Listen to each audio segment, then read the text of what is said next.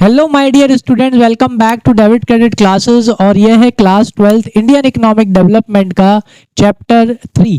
जी हाँ, जैसे कि आपको पता ही है, मैंने आपको पहले भी बोला था दो दो चैप्टर करके करेंगे। तो मैक्रो इकोनॉमिक्स के दो चैप्टर हो चुके हैं, ठीक है। फिर इंडियन के दो चैप्टर हो चुके हैं। अब वापस से मैक्रो के दो चैप्टर, चैप्टर 3 और चैप्टर 4 हो चुके हैं। तो अब वापस से अपन क्या करेंगे, इंडियन इकोनॉमिक डेवलपमेंट के चैप्टर 3 और चैप्टर 4 करेंगे। तो आज जो अपन चैप्टर डिस्कस करने वाले हैं वो है न्यू इकोनॉमिक पॉलिसीज। जी हाँ, that is globalisation, liberalisation and privatisation के बारे में।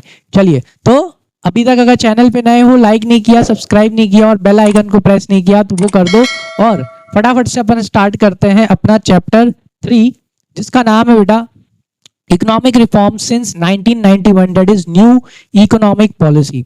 Is that clear? अगर आपको याद हो तो लास्ट जो आपका इंडियन इकोनॉमिक डेवलपमेंट का जो चैप्टर था, जो चैप्टर 2 था, उस चैप्टर 2 में अपन ने डिस्कस किया था दैट डेवलपमेंट स्ट्रेटेजीज, है ना। इंडिया ने जो डेवलपमेंट स्ट्रेटेजीज अपनाई थी 1950 से लेके 1990 तक।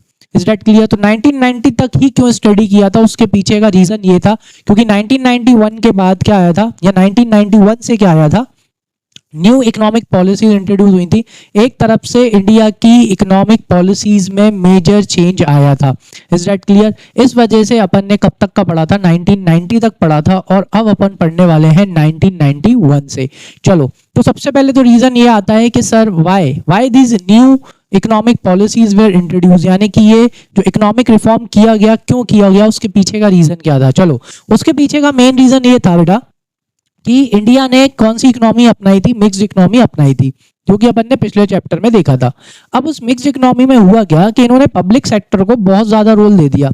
अब पब्लिक सेक्टर को ज्यादा रोल देने की वजह से क्या हुआ कि जो आपकी पब्लिक सेक्टर थी, शुरू में उन्होंने अच्छा किया, हाँ डेवलपमेंट में उन्होंने कंट्रीब्यूशन अच्छा किया था, लेकिन फिर बाद में जाके जो अपनी पब्लिक सेक्टर इंटरप्राइजेस थी वो एक तरह से सब चीजें बना रही थी, ठीक है, ब्रेड से लेके शूज से लेके सब कुछ अपनी कौन बना रही थी, पब्लिक सेक्टर इंटरप्राइजेस बना रही थी, जिसके वजह से पब्लिक सेक्टर इंटरप्राइजेस में क्या होने लगे, करप्शन होने लगे, पिल्फरेजेस होने लगे, ठीक है।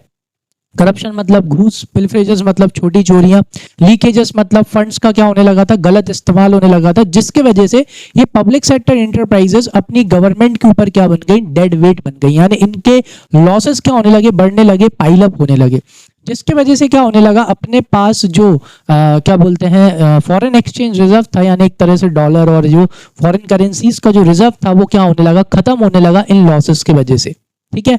तो फिर क्या हुआ कि 1990 में, 1991 में क्या हुआ था कि बहुत ज्यादा हालत खराब हो गई थी, अपने पास मुश्किल से 10 से 15 दिन का फॉरेन एक्सचेंज रिजर्व बचा हुआ था, क्योंकि उस टाइम पे इंडिया को ऑलमोस्ट खासतौर से कैपिटल गुड्स तो बाहर से ही मंगाने पड़ते थे। There were some essential commodities also, जो कि इंडिया को कहां से मंगाना पड़ता था, बाहर से मंगाना पड़ता था। अब सिर्फ 10 से 15 दिन का पैसा बचा हुआ था, तो फिर यहाँ पे इंडिया को मजबूरन आईएमएफ के पास जाना पड़ा, that is World Bank, International Monetary Fund, है ना, इनके पास में जाना पड़ा था इंडिया को, क्या लेने के लिए, लोन लेने के लिए। तो उन्होंने लोन दिया, क्या दिया, उन्होंने लोन दिया, इंडिया ने अपना सोना गिरवी रखा था, उसके बेसिस पे उन्होंने क्या दिया था, लोन दिया था। उस टाइम पे आपके जो प्राइम मिनिस्टर थे वो थे नरसिम्हा राव जी, और आपके फाइनेंस मिनिस्टर थे कौन, मनमोहन सिंह जी, ठीक है। तो एक तरह से नरसिम्हा राव जी ने पूरा मनमोहन सिंह जी के ऊपर डाल दिया था कि भाई अब तुम जानो, जैसे भी करो, इस इकोनॉमी को क्या कर लो, बचा लो। तो फिर मनमोहन सिंह जी गए थे वर्ल्ड बैंक, ठीक है, वहां से वो लगभग 3,000 करोड़ के आसपास फर्स्ट टाइम पे लोन लिया था। फिर बीच में लगभग शायद 9,000 करोड़ से 12,000 करोड़ के आसपास उन्होंने क्या लिया था, लोन लिया था, ठीक है। फिर उस लोन से वापस से अपनी इकोनॉमी को क्या करा था, बिल्डअप किया था। लेकिन ये लोन देने से पहले इन्होंने कुछ शर्तें रखी थी, वर्ल्ड बैंक ने और आईएमएफ ने, कि अगर हम आपको ये लोन देंगे तो आपको ये चेंजेस करने पड़ेंगे अपनी इकोनॉमी में, क्योंकि उस टाइम अपनी इकोनॉमी में क्या था ना, इंपोर्ट रिस्ट्रिक्शंस थे, अपन ने फॉरेन प्रोडक्ट्स के ऊपर इंपोर्ट ड्यूटी लगा रखी थी, कोटा फिक्स कर रखा था। तो उन्होंने कहा था कि नहीं भाई, आपको प्राइवेटाइजेशन लाना पड़ेगा अपनी इकोनॉमी में, आपको ग्लोबलाइजेशन लाना पड़ेगा, और आपको थोड़ा लिबरलाइजेशन भी लाना पड़ेगा। तो एक ये भी वजह रही थी जिसके वजह से क्या करना पड़ा था, अपने को ये न्यू इकोनॉमिक पॉलिसीज इंट्रोड्यूस करनी पड़ी। समझ में आया? तो why we needed economic policies, the reason was because our economy एक तरह से बहुत ज्यादा फाइनेंशियल क्राइसिस से गुजर रही थी, फॉरेन एक्सचेंज रिजर्व नहीं था, इस वजह से क्या हुआ, लोन लेने जाना पड़ा। और लोन की जो कंडीशन थी वो ये थी कि आपको अपनी इकोनॉमी में ये चीजें इंट्रोड्यूस करनी पड़ेंगी, ठीक है। लेकिन इसका मतलब ये नहीं हुआ कि अपन ने उनकी बातें पूरी मान ली, अपन ने ये चीजें इंट्रोड्यूस करी धीरे धीरे, लेकिन एकदम से नहीं करी। लिबरलाइजेशन भी लाए, धीरे धीरे लाए, ग्लोबलाइजेशन भी धीरे धीरे बढ़ाया, और प्राइवेटाइजेशन भी धीरे धीरे बढ़ाया। समझ में आया? मतलब समझ रहे हो, बहुत ज्यादा हालत खराब हो गई थी इकोनॉमी की, फिर उसको वापस से वहां से क्या करा, रिवाइव किया। चलो आ जाओ, तो हम स्टार्ट करते हैं अपना चैप्टर। बेस मैंने आपको बता दिया, आ जाओ। तो नीड फॉर इकोनॉमिक पॉलिसी, जैसे कि मैंने आपको बताया that after independence our strategy of growth was based on the model of mixed economy wherein leading role was assigned to the public sector. Inward looking policy was promoted which focused on self reliance and self sufficiency. It implied minimum possible exposure to the rest of the world. अपन ने क्या करा ना, एक और जो सबसे बड़ी गलती जो हुई थी अपन से वो ये हुई थी कि अपन ने इंपोर्ट सब्स्टिट्यूशन पे ध्यान दिया, that is inward looking trade strategy. चलो ठीक है, अच्छी बात थी, ठीक है। We were trying to save the foreign exchange, जो कि अपन ने पिछले चैप्टर में भी मैंने आपको अच्छे से समझाया था। एक्चुअल में यहाँ पे सरकार को करना क्या चाहिए था, सरकार को फॉरेन एक्सचेंज को बचाने की जगह उनको और एक्सपोर्ट प्रमोशनल एक्टिविटीज करनी चाहिए थी, जिससे कि एक्सपोर्ट और बढ़े। Is that clear? मतलब एक्सपोर्ट बढ़ाना चाहिए था, ना कि फॉरेन एक्सचेंज को सेव करना चाहिए था। लेकिन ये नहीं किया, जिसकी वजह से क्या हुआ, धीरे धीरे फॉरेन एक्सचेंज रिजर्व्स क्या होते चले गए, खत्म होते चले गए, ठीक है। आ जाओ next. We realized that our GDP growth was not accelerated to the desired extent या extent desired। अपन ने ये देखा कि यार अपनी GDP तो उतनी तेजी से बढ़ नहीं रही जितनी तेजी से अपन ने सोचा था। तो public sector enterprises which were more like public sector monopolies emerged by and large a center of leakages, pilferages and large scale corruption। तो ये जो अपनी पब्लिक सेक्टर एंटरप्राइजेज थी ना, इनमें क्या होने लगा, इन पे बड़े लार्ज स्केल पे करप्शन होने लगा, वही घूसखोरी। फिर इन पे पिल्फरेजेस होने लगी, छोटी चोरियां चोरी होती थी, ठीक है। पब्लिक सेक्टर एंटरप्राइजेस में लीकेजेस होने लगा, यानी इनके जो फंड्स आते थे, रिसोर्सेज आते थे, उनका क्या होता था, मिसयूज होता था। भाई गवर्नमेंट का है, कौन क्या कर लेगा। फिर उसके बाद by 1990 we found that there economy was driven tail spinning into economic crisis, यानी कि अपनी जो इकोनॉमी काय में चली गई, इकोनॉमिक क्राइसिस में चली गई, क्योंकि अपने पास जो फॉरेन एक्सचेंज रिजर्व थे वो dried up to the bottom, बिल्कुल मतलब खत्म हो गए, 10 से 15 दिन का पैसा बचा था बस। We were left with no option but to approach the World Bank and IMF। तो हम वर्ल्ड बैंक गए और IMF गए, International Monetary Funds for financial help. It is the backdrop of this development that we resorted to new economic policies, ठीक है। इसके वजह से, इनके वजह से अपने को क्या करना पड़ा, न्यू इकोनॉमिक पॉलिसीज को इंट्रोड्यूस करना पड़ा। एक तरह से इनकी शर्तें थी, क्या थी, इनकी शर्तें थी कि भाई हम आपको लोन देंगे, लेकिन लोन देने के पीछे कुछ कंडीशंस रहेंगी कि आपको अपनी इकोनॉमी में क्या लाना पड़ेगा, प्राइवेटाइजेशन लाना पड़ेगा, लिबरलाइजेशन लाना पड़ेगा और ग्लोबलाइजेशन लाना पड़ेगा। मतलब आपने जो कंट्रीज के ऊपर इतने सारे रिस्ट्रिक्शंस लगा रखे हैं, इंपोर्ट कोटा लगा रखा है, इंपोर्ट ड्यूटीज लगा रखी हैं, ये सब आपको क्या करना पड़ेगा, कम करना पड़ेगा। जो आपने अपनी इकोनॉमी में पब्लिक सेक्टर फैला रखा है, पब्लिक सेक्टर का जो डोमिनेंस है इंडस्ट्रियल सेक्टर में, उसे क्या करना पड़ेगा, कम करना पड़ेगा, ठीक है। तो फिर अपन ने क्या इंट्रोड्यूस करी, यस, फिर अपन ने ये न्यू इकोनॉमिक पॉलिसीज इंट्रोड्यूस करी, जो कि ये बेटा लिबरलाइजेशन, प्राइवेटाइजेशन और ग्लोबलाइजेशन। तो ये 3 न्यू इकोनॉमिक पॉलिसीज, इन्हें बोला जाता है इकोनॉमिक रिफॉर्म, क्योंकि एक तरह से अपनी इकोनॉमी में अपन ने इकोनॉमी को फिर से क्या कर दिया था, रिफॉर्म। फॉर्म का मतलब होता है रूप, री का मतलब फिर से, तो अपन ने एक तरह से फिर से अपनी इकोनॉमी का पूरा रूप चेंज किया। अपन ने ये 3 चीजें इंट्रोड्यूस करी, दैट इज लिबरलाइजेशन, क्या, लिबरलाइजेशन, प्राइवेटाइजेशन एंड ग्लोबलाइजेशन। तो इस चैप्टर में अपन को इनके बारे में अच्छे से पढ़ना है, जिसमें सबसे पहले हम डिस्कस करेंगे किसके बारे में, लिबरलाइजेशन। देखो लिबरल का मतलब क्या होता है, freedom, is that clear, free है ना, थोड़ा लिबर्टी देना। तो एक तरह से लिबरलाइजेशन में क्या था, लिबरलाइजेशन में जो आपकी पब्लिक सेक्टर इंटरप्राइजेस थी, ठीक है, और आपकी प्राइवेट सेक्टर इंटरप्राइजेस थी, तो गवर्नमेंट ने प्राइवेट सेक्टर इंटरप्राइजेस को क्या देने लगे, लिबरलाइजेशन देने लगे, मतलब उनको लिबरल छोड़ दिया, ठीक है। आ जाओ डिस्कस करते हैं। देखो, so liberalisation of the economy means freedom of producing units from direct और physical control of the government. तो सरकार ने लिबरल कर दिया, मतलब क्या करा कि लिबरलाइजेशन में सरकार ने बोला कि भाई ठीक है, अब आप क्या कर सकते हो, अब आपको जो प्रोड्यूस करना है आप कर सकते हो, ठीक है, जितना प्रोड्यूस करना है आप कर सकते हो, यानी कि अब डायरेक्ट सरकार का क्या नहीं रहेगा, कंट्रोल नहीं रहेगा। तो एक तरह से फ्रीडम ऑफ प्रोडक्शन दे दी थी।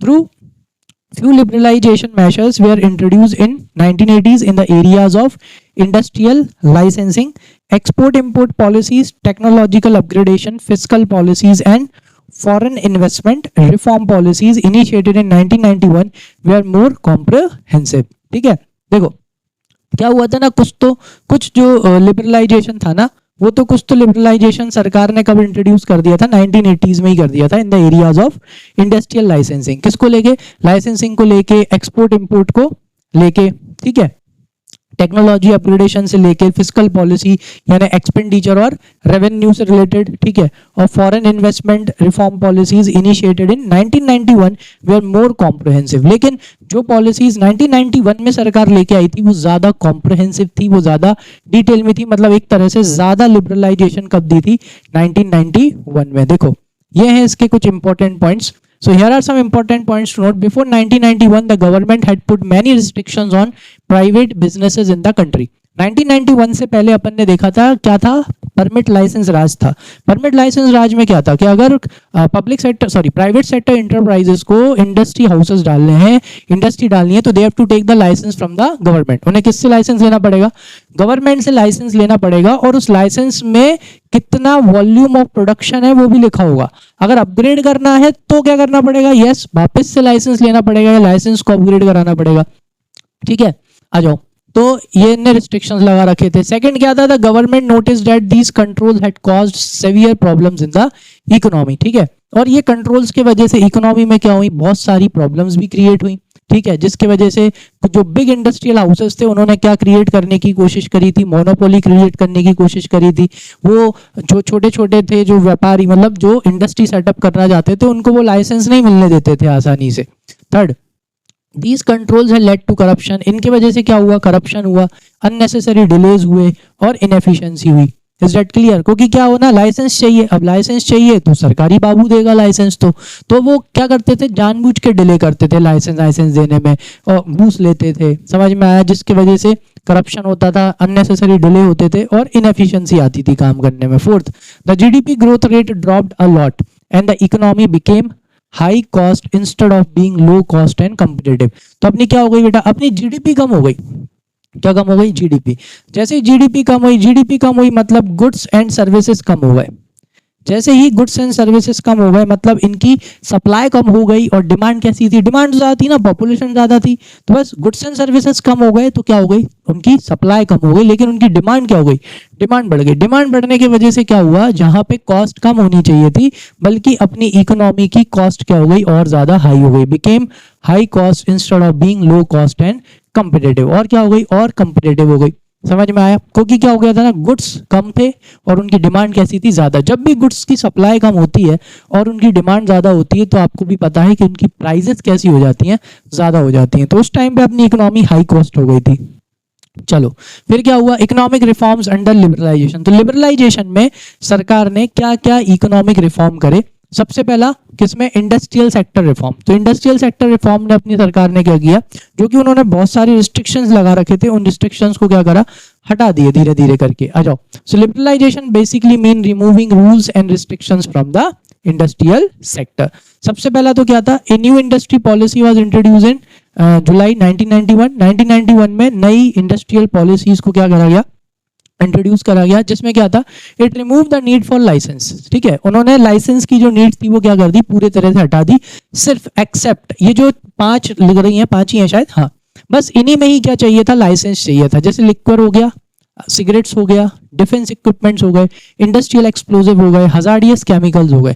मतलब अगर आपको इनकी इंडस्ट्री लगानी है तो ही आपको क्या लेना पड़ेगा, सरकार से लाइसेंस लेना पड़ेगा। अदरवाइज अब जुलाई 1991 से जो लाइसेंस था उसको क्या कर दिया था, हटा दिया था। थर्ड, इसके बाद क्या था, under the new industrial policy number of industries reserve for public sector was reduced from 17 to 8। ठीक है, पब्लिक सेक्टर इंटरप्राइजेज में क्या था ना, उन्होंने खुद के लिए रिजर्वेशन कर रखा था कि भाई ये इंडस्ट्री सिर्फ हम ही सेटअप कर सकते हैं।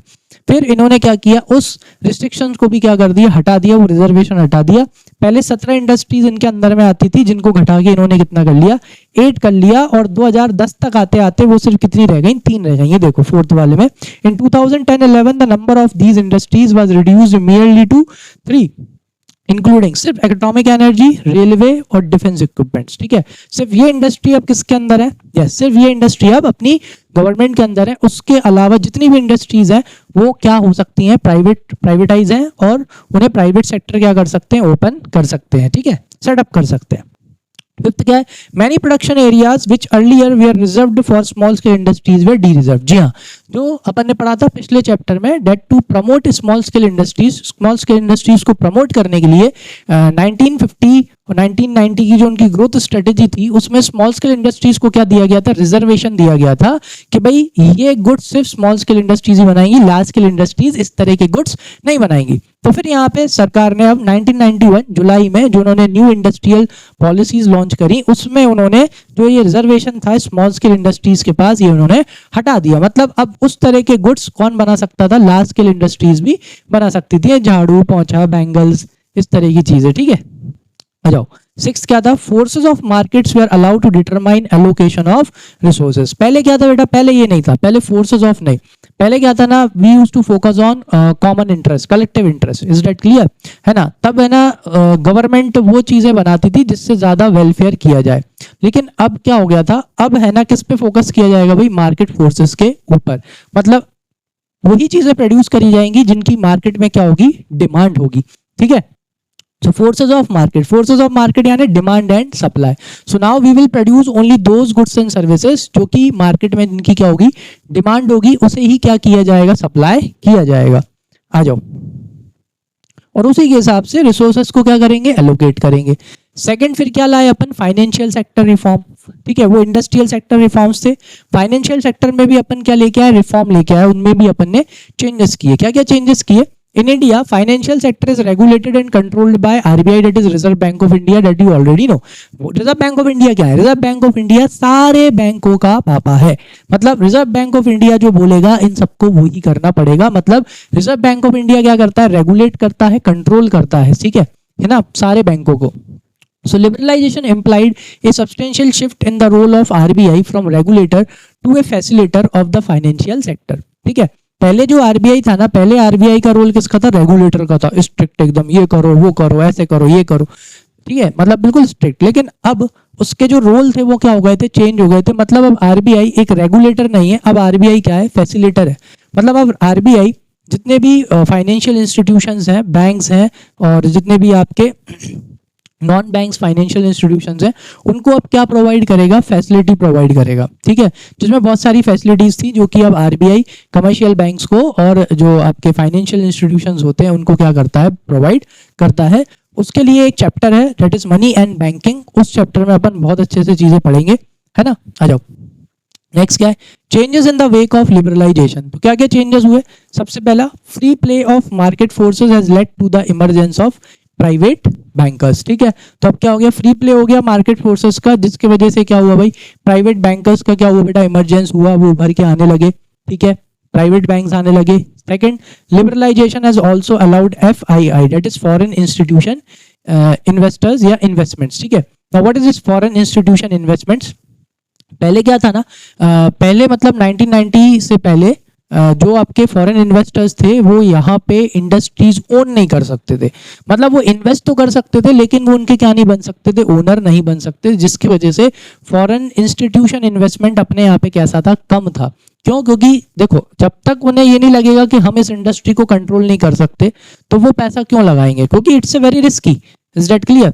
तो फिर उसके बाद में चेंजेस हो गए 1991 में, liberalisation is allowed FII, that is foreign institutional investors, to invest in Indian financial markets. Foreign investment limit in banks was raised to around 74%। समझ में आया। पहले क्या था ना, पहले फॉरेनर्स इन्वेस्ट कर सकते थे। इंस्टीट्यूशन का मतलब होता है अपने देश की बैंक्स में, अपने देश के क्या बोलते हैं, इंडस्ट्रीज में वो क्या कर सकते थे, कंपनीज में इन्वेस्ट कर सकते थे। लेकिन उस टाइम पे उनको ओनरशिप नहीं मिलती थी। मतलब वो 51% से ज़्यादा नहीं, आई थिंक 40 या 30% ही वो खरीद सकते थे, उससे ज्यादा वो ओनरशिप नहीं खरीद सकते थे, उतने ज्यादा वो शेयर्स नहीं खरीद सकते थे, जिसकी वजह से वो क्या नहीं बन पाते थे, ओनर नहीं बन पाते थे।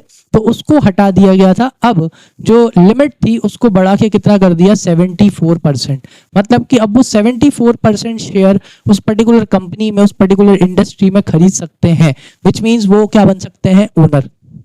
आ जाओ। This will increase the investment, इससे क्या बढ़ेगा, इन्वेस्टमेंट बढ़ेगा। Banks fulfilling certain conditions are allowed to set up new branches without the approval of RBI and rationalize their existing branch networks। ठीक है, यानी कि एक और चीज लाई गई भाई काय में, फाइनेंशियल सेक्टर रिफॉर्म में ये किया गया कि अब बैंक क्या कर सकते थे, बैंक सेटअप कर सकते थे। ठीक है, बैंक अपनी नई ब्रांचेस को सेटअप कर सकते थे, ठीक है, बिना आरबीआई के अप्रूवल के। मतलब they can setup new branches in new areas. Is that clear? उन्हें अब आरबीआई के अप्रूवल की जरूरत नहीं है। ठीक, आ जाओ नेक्स्ट। ये तो था फाइनेंशियल सेक्टर का रिफॉर्म। अब आ गए टैक्स रिफॉर्म। अपन ने किसमें और रिफॉर्म लेके आए, अपन टैक्सेस रिफॉर्म, टैक्सेस में भी रिफॉर्म किया। क्या क्या करा, देखो, tax reforms are an important component of fiscal policy of the government. Government की फिस्कल पॉलिसी का मतलब होता है बेटा रेवेन्यू से रिलेटेड पॉलिसीज, कहां कहां से पैसा आएगा, और एक्सपेंडिचर से रिलेटेड पॉलिसीज कि भाई कहां कहां पैसा खर्च किया जाएगा। ठीक है, ये देखो, और revenue and expenditure policy of the government. याद रखना, फिस्कल पॉलिसी मतलब रेवेन्यू कहां कहां से पैसा आएगा, और एक्सपेंडिचर कहां कहां पैसा खर्च किया जाएगा, उस पॉलिसीज को क्या बोलते हैं, फिस्कल पॉलिसी बोलते हैं।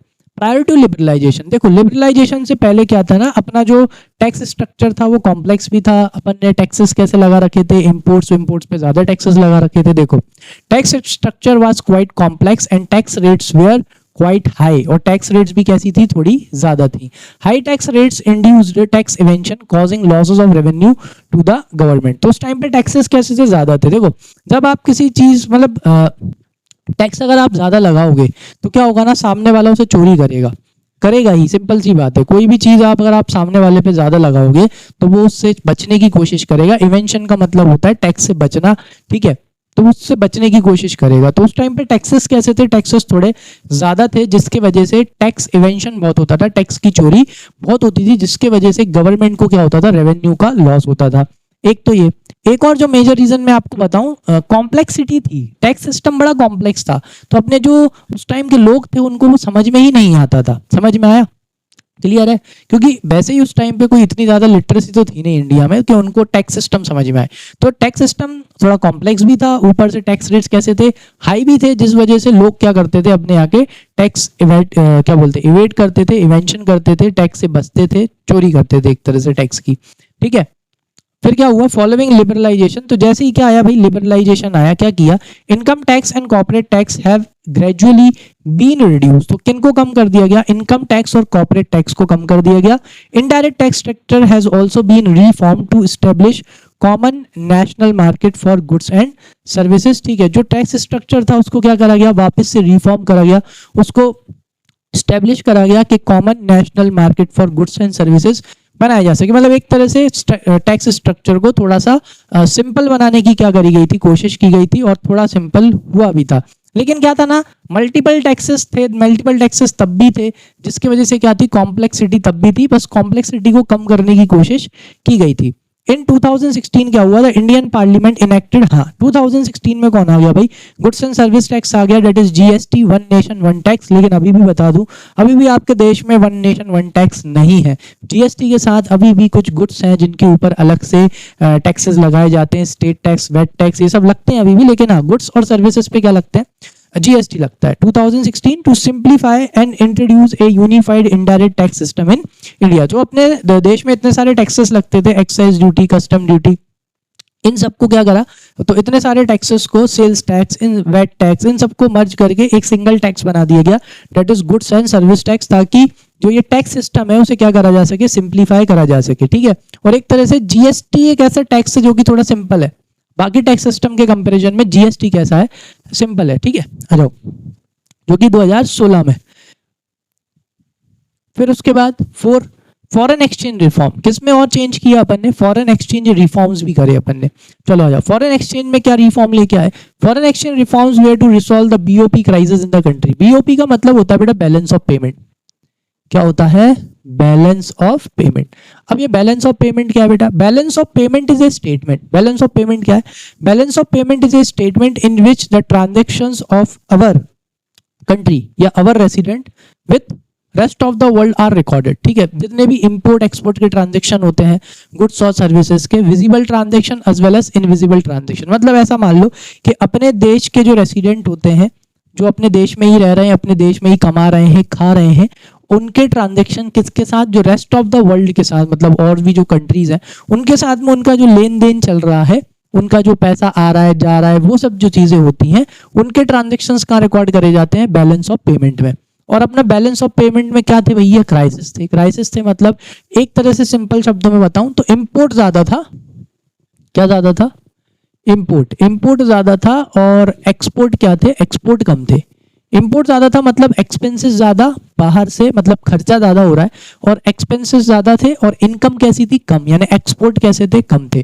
ठीक है, तो क्या हुआ, the Indian currency was devalued compare to the foreign currencies, this means that the value, हाँ चलो ठीक है, अपन ने क्या करा, अपन ने खुद जानबूझ के फॉरेन एक्सचेंज रिफॉर्म में अपन ने खुद जानबूझ के अपनी करेंसी की वैल्यू क्या कर दी, कम कर दी।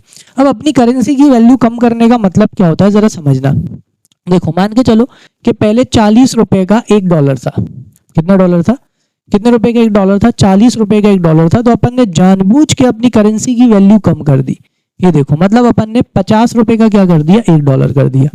समझ में आ गया, जानबूझ के, this is called devaluation of currency. When आप डेलिबरेटली मतलब जानबूझ के खुद से क्या करते हो, अपनी करेंसी की वैल्यू कम कर देते हो।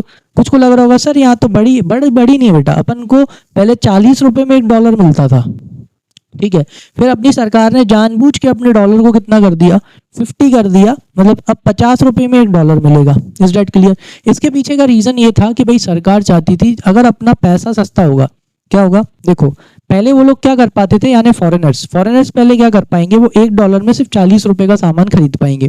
तो अपन ने जानबूझ के अपने डॉलर की कीमत इसलिए कम करी ताकि देखो अब उनके लिए सस्ता हो गया, मतलब अब वो $1 में 50 रुपए का सामान खरीद पाएंगे इंडिया से, ताकि अपन किसको प्रमोट कर सके, एक्सपोर्ट को। ठीक है, ताकि वो सस्ता हो जाएगा, तो होता है ना प्राइस और डिमांड वाला लॉ, तो भाई सस्ता हो जाएगा तो वो लोग अपने यहाँ से कैसा खरीदेंगे, ज्यादा खरीदेंगे, डिमांड कैसी होगी उनकी, ज्यादा होगी, मतलब एक्सपोर्ट कैसा होगा, ज्यादा होगा।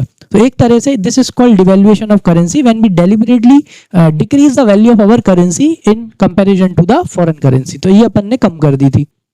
ठीक, आया समझ में, नहीं आया हो कमेंट सेक्शन में मेंशन कर देना। आ जाओ आगे बात करते। तो द वैल्यू ऑफ रूपी fail against the currencies like US dollar and British pound. तो इनके कंपैरिजन में अपन ने अपनी करेंसी की वैल्यू क्या कर दी थी, कम कर दी थी, ताकि इनको सस्ता लगे कि पहले 50 रुपए, पहले 40 रुपए का $1 था, इज दैट क्लियर, या $1 में 40 रुपए का सामान आता था, अब $1 में 50 रुपए का सामान आएगा तो उन्हें सस्ता लगेगा, तो वो ज्यादा खरीदेंगे, एक्सपोर्ट ज्यादा होगा, इसलिए किया था। Next, as a result of this devaluation export increased, और इससे क्या हुआ, यस एक्सपोर्ट बढ़े, which brought more foreign currency into the India. इससे क्या आया, और ज्यादा फॉरेन करेंसी आया किसमें, इंडिया में, क्योंकि अपन ने अपना रुपया सस्ता कर दिया था।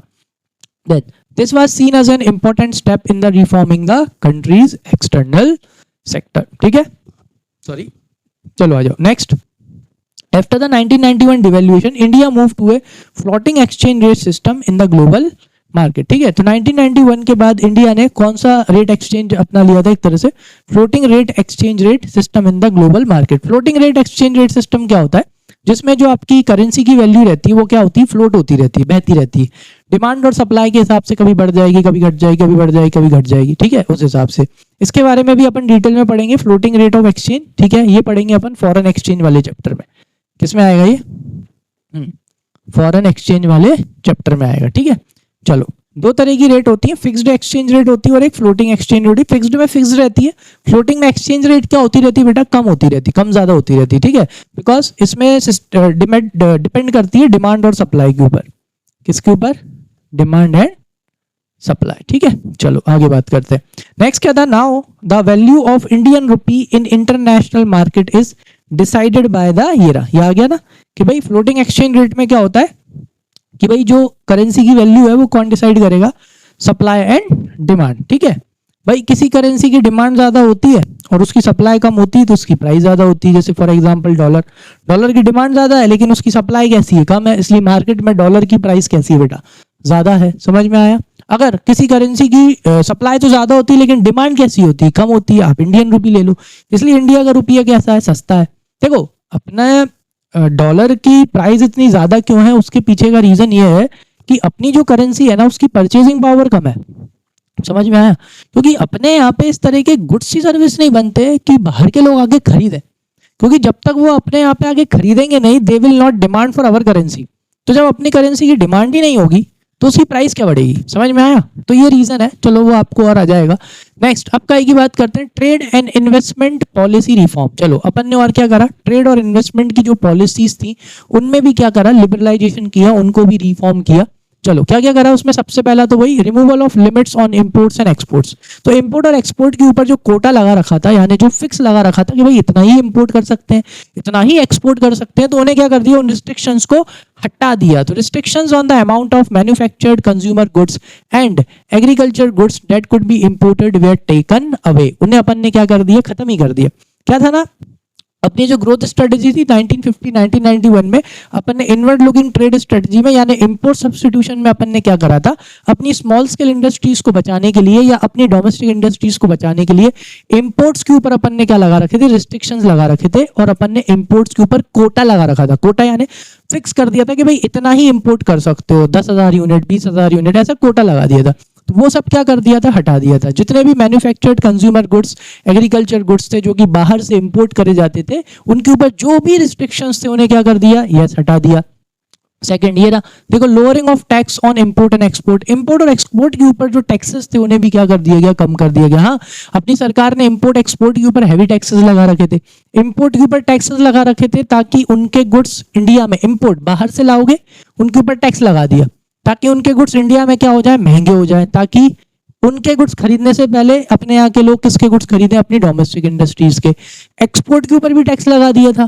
क्यों, क्योंकि बाहर बेचने से पहले तुम यहाँ बेचो, भाई यहाँ ज्यादा जरूरत है अपने गुड्स की, तो उनके ऊपर भी टैक्सेस थे। So taxes on many imports and export items were reduced और कंप्लीटली रिमूव्ड। ठीक है, या तो उन्हें क्या कर दिया था, कम कर दिया था, रिड्यूस, या तो उन्हें कंप्लीटली क्या कर दिया था, रिमूव ही कर दिया था, हटा ही दिया था। ठीक है, टैक्सेस को हटा ही दिया था। आ जाओ, थर्ड क्या है, ending importing license. Yes, import करने के लिए जो लाइसेंस चाहिए था उसे क्या कर दिया था, खत्म कर दिया। इंपोर्ट लाइसेंस वे are no longer needed except for dangerous और इन्वायरमेंटल सेंसिटिव इंडस्ट्रीज। ठीक है, यानी कि अगर आपकी गुड्स डेंजरस नहीं है, इन्वायरमेंट सेंसिटिव नहीं है, मतलब they will not harm the environment, अगर वो इन्वायरमेंट को हार्म नहीं करेंगे, कोई क्षति नहीं पहुंचाएंगे इन्वायरमेंट को, तो इस तरह के अगर आपकी गुड्स नहीं है तो आपको इंपोर्ट का क्या लेने की जरूरत नहीं है, लाइसेंस लेने की जरूरत नहीं है। बट लेकिन अगर आपके गुड्स कैसे हैं, डेंजरस हैं या इन्वायरमेंट सेंसिटिव हैं, जो इन्वायरमेंट को डिग्रेड कर सकते हैं, पल्यूट कर सकते हैं, तो इस वजह से फिर आपको क्या लेना पड़ेगा, इंपोर्ट लाइसेंस लेना पड़ेगा, अदरवाइज इंपोर्ट लाइसेंस लेने की जरूरत नहीं थी। फोर्थ क्या था बेटा, एंडिंग एक्सपोर्ट ड्यूटीज। यस, जो भी एक्सपोर्ट करते थे ना उनके ऊपर सरकार ने क्या लगा रखी थी, ड्यूटीज लगा रखी थी। देखो उसके पीछे का रीजन ये था कि भाई कुछ चीजें थी जिनके दाम बाहर अच्छे मिलते थे। ठीक है, तो अपने यहाँ के जो मैन्युफैक्चरर्स थे, एक तरह से प्रोड्यूसर्स थे, वो उसे बाहर बेच के अच्छा प्रॉफिट कमाना चाहते थे, लेकिन उस टाइम पे उन्हीं चीजों की इंडिया में भी डिमांड थी, इसलिए सरकार ने एक्सपोर्ट के ऊपर ड्यूटीज लगा दी थी कि भाई वहां बेचने से पहले यहाँ बेचो। समझ में आया, मतलब अपनी खुद के देश में बेचो, इसलिए। लेकिन फिर सरकार ने क्या करा, लिबरलाइजेशन पॉलिसीज में, ट्रेड एंड इन्वेस्टमेंट पॉलिसीज में क्या करा, इन्हें हटा दिया। Taxes on exports were removed to make Indian goods more competitive in the global market. तो ग्लोबल मार्केट में इंडियन गुड्स को और कॉम्पिटिटिव बनाने के लिए फिर सरकार ने क्या करा, इन जो एक्सपोर्ट गुड्स होते थे उनके ऊपर जो टैक्सेस थे उनको क्या कर दिया, कम कर दिया। तो अब ग्लोबल मार्केट में इंडियन प्रोडक्ट्स की और फॉरेन प्रोडक्ट्स की प्राइसिंग में क्या होने लगी थी, कंपटीशन होने लगा था। पहले टैक्सेस की वजह से इंडिया के गुड्स क्या हो जाते थे, महंगे होते थे, जिसके वजह से जो प्रोड्यूसर्स थे, मैन्युफैक्चरर्स थे, उनको मजबूरन कहाँ बेचना पड़ता था, इंडिया में ही बेचना पड़ता था। इसलिए ही किए थे उन्होंने, इसलिए ही एक्सपोर्ट के ऊपर क्या लगाई थी, ड्यूटीज लगाई थी, ताकि कहाँ बेचे, इंडिया में। लेकिन लिबरलाइजेशन आते से ही उसे क्या कर दिया गया, खत्म कर दिया गया। समझ में आया, अच्छे से समझ में आया कि नहीं आया, क्लियर है। चलो भाई, तो आज के दिन मतलब आज के क्लास में अपन ने पूरा क्या डिस्कस कर लिया, लिबरलाइजेशन डिस्कस किया, ठीक है। अब जो नेक्स्ट क्लास आएगी, नेक्स्ट क्लास में अपन क्या डिस्कस करेंगे, प्राइवेटाइजेशन के बारे में डिस्कस करेंगे, ठीक है। आज के लिए आई थिंक इतना काफी है, इतने टॉपिक्स आप अच्छे से पढ़ लो, फिर नेक्स्ट उसमें अपन डिस्कस करेंगे कि भाई प्राइवेटाइजेशन में सरकार ने क्या क्या किया, ठीक है। चलो, तो सब चीज समझ में आई हो तो लाइक कर दो, सब्सक्राइब कर दो और बेल आइकन को प्रेस कर दो। नेक्स्ट पार्ट में मिलते हैं प्राइवेटाइजेशन के साथ। जैसे आज लिबरलाइजेशन अच्छे से समझा, एक एक पॉइंट समझा, वैसे ही प्राइवेटाइजेशन समझेंगे। एक और चीज, नोट्स मैंने और सिंपल लैंग्वेज में कर दिए हैं, मैं जल्दी ही सारे वीडियोस में नोट्स को अपलोड कर दूंगा, आप वहां से उनको क्या कर लेना, डाउनलोड कर लेना, और खुद से बनाना चाहो खुद से बनाओ, खुद से भी पढ़ सकते हो और इनको आप रेफरेंस के लिए यूज कर सकते हो, ठीक है। चलो, तो मिलते हैं नेक्स्ट पार्ट में, थैंक यू।